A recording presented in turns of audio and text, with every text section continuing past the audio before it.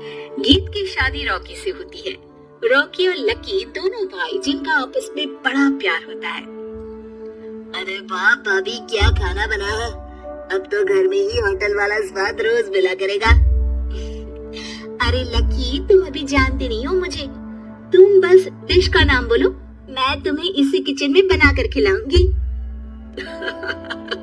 चढ़ा रहा है तुम्हें ये, और तुम भी ना। गीत रॉकी के छोटे भाई को दोस्त की तरह मानती।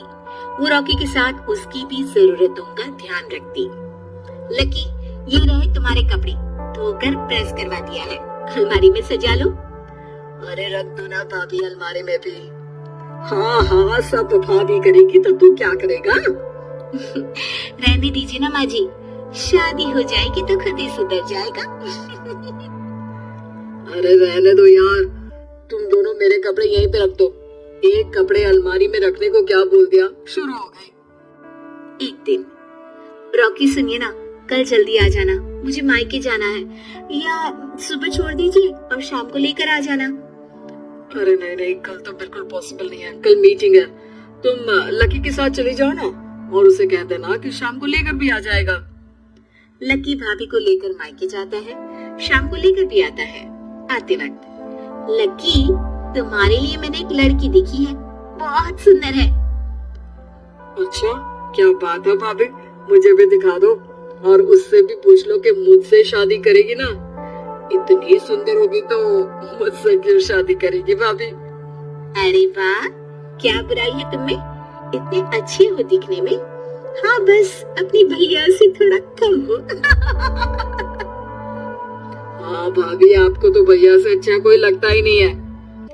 लकी, तुम्हारे भैया है ही लाखों में एक। रात में दोनों घर आते हैं, लेकिन थोड़ी ही देर में उनके घर रॉकी की मौत की खबर आती है। हे भगवान, ये क्या हो गया, मेरा बेटा मुझे वापस कर दो। सब मिलकर माँ और गीत को संभालते हैं। एक दिन, गीत बेटा, अब तो रॉकी रहा नहीं, तो देख ले अगर मायके जाना हो तो। गीत कुछ नहीं बोलती और कमरे में चली जाती है। एक दिन बुआ सास उन लोगों के घर आती है। अरे भाभी, किसकी नजर लग गई आप लोगों के घर में? मुझे तो लगता है कि इस लड़की के ही पैर ठीक नहीं है, तभी तो आते ही हमारे घर का चिराग खा गई। बुआ सास की बात सुनकर गीत को रोना आ जाता है। वो अपने कमरे में जाकर जोर जोर से रोने लगती है। लकी को ये सब देखकर अच्छा नहीं लगता। बुआ क्या बोल रही है? किसी का जीना मरना ऊपर वाले के हाथ होता है, ना कि किसी के पैर पर। अरे देख लो भाभी, छोटा भी हाथ से निकल रहा है। ऐसा ना हो कि ये लड़की सबको आपके खिलाफ कर दे।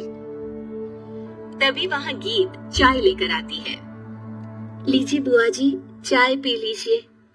बुआ तो घर से चली जाती है, लेकिन सास के मन में गीत को लेकर नेगेटिव विचार भर जाते हैं। अब देख गीता, बहुत हुआ, यहाँ रहकर भी कुछ नहीं होगा। अच्छा होगा कि अपने मम्मी पापा को बोल के तुझे यहाँ से लेकर जाए।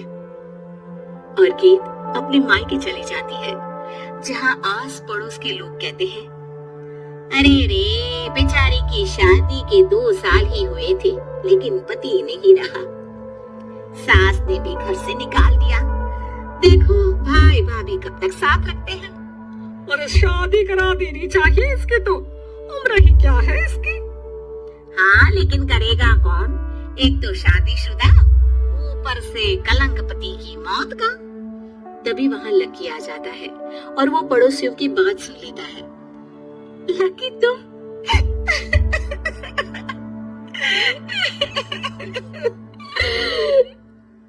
भाभी, ये ज़माना आपको जीने नहीं देगा, लेकिन आप चिंता मत करना, मैं आपको आपके हिस्से की सारी खुशियां दूंगा। लीजिए, माँ ने आपका ये बैग भेजा है, इसमें आपके जरूरी सामान है जो वहीं रह गए थे। लकी देखता है कि गीत को ससुराल से लेकर मायके तक हर जगह सिर्फ ताने ही सुनने पड़ते हैं। वो सीधे अपनी माँ के पास जाता है। माँ, एक बात सुनो, ये कहाँ का न्याय है? एक लड़की जो छोटी सी उम्र में अपना पति खो चुकी है, वो दुनिया के ताने भी झेल रही है। यार ये तो गलत है ना माँ, हमें भाभी का सपोर्ट करना चाहिए। क्या भैया होते तो भाभी को ऐसा देखकर दुखी नहीं होते? अरे देख लकी, ये समाज ऐसा ही है, और भैया होते तो गीत की ये हालत होती ही नहीं। बिना पति के औरत को तो ये सब झेलना ही पड़ता है। लेकिन कोई तो जरिया होगा ना माँ, भाभी भी हमारे परिवार का हिस्सा है, हम कुछ तो कर सकते हैं ना उनके लिए। हिस्सा है नहीं, हिस्सा थी, और अब तो ज्यादा ना भाभी भाभी करना बंद कर दे, समझा? कुछ दिन ऐसे ही बीतते हैं और एक दिन लकी देखता है कि गीत उसके ही कॉलेज में पढ़ने आई है। अरे भाभी, आप यहाँ कॉलेज में कैसे? लकी, मैंने पढ़ने का निर्णय लिया है। शादी के कारण मेरी पढ़ाई को बीच में ही रोक दिया गया था, पर अब जब कुछ नहीं बचा तो मैंने सोचा पढ़ाई में ही मन लगाऊं।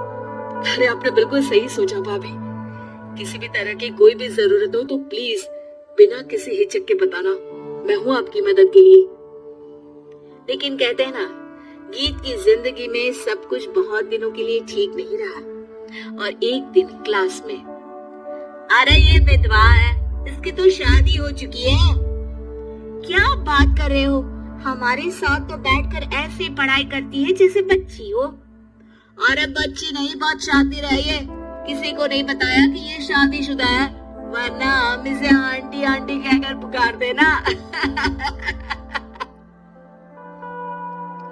अरे अब तो पता चल गया ना, आंटी जी, आंटी आंटी। फिर क्या, सभी गीत को आंटी बोलकर चिढ़ाने लगते हैं। गीत को रोना आ जाता है और वो क्लास के बाहर जाकर रोने लगती है। सामने से लकी आ जाता है। अरे क्या हुआ भाभी, आप रो क्यों रही हैं? तभी पीछे से एक लड़की आ जाती है। हे हैंडसम, इस औरत से ना दूर रहना, इसके प्यार में मत पड़ जाना, क्योंकि ये शादीशुदा है। हमारे साथ झूठ बोलकर हम जैसी ही रह रही थी। हाँ तो क्या गलत है? सही उम्र में तुम्हारे माता पिता तुम्हारी पढ़ाई छुड़वा देते तो आज तुम भी शादीशुदा ही होती ना, और इनका पति नहीं रहा, उसमें इनका क्या कसूर? अरे कोई अपने जीवन को नई शुरुआत दे रहा है तो तुम लोगों को क्यों मिर्ची लग रही है? अरे तुझे बड़ी दया आ रही है, कर लेना तू शादी। लकी तब तो कुछ नहीं बोलता, लेकिन ये बात उसके मन में घर कर जाती है। और फिर एक दिन, माँ, मैं गीत से शादी करना चाहता हूँ। अरे क्या बक रहा है बेटा, तेरा भाई तो खा गई वो, अब मैं अपना दूसरा लड़का नहीं खो सकती। नहीं माँ, मैं गीत को यूं परेशान नहीं देख सकता, उसका कॉलेज में भी लोगों ने जीना मुहाल कर रखा है। मैं उनसे शादी कर उन्हें फिर से इस घर की बहू बनाऊंगा। तुम मानती हो तो ठीक है, नहीं तो मैं घर छोड़कर चला जाऊंगा। अरे मुझे मंजूर है बेटा। लकी माँ के साथ गीत के घर जाता है और उसका हाथ मांगता है। घर वाले मान जाते हैं। थोड़े से इनकार के बाद गीत भी लकी से शादी करने को मान जाती है।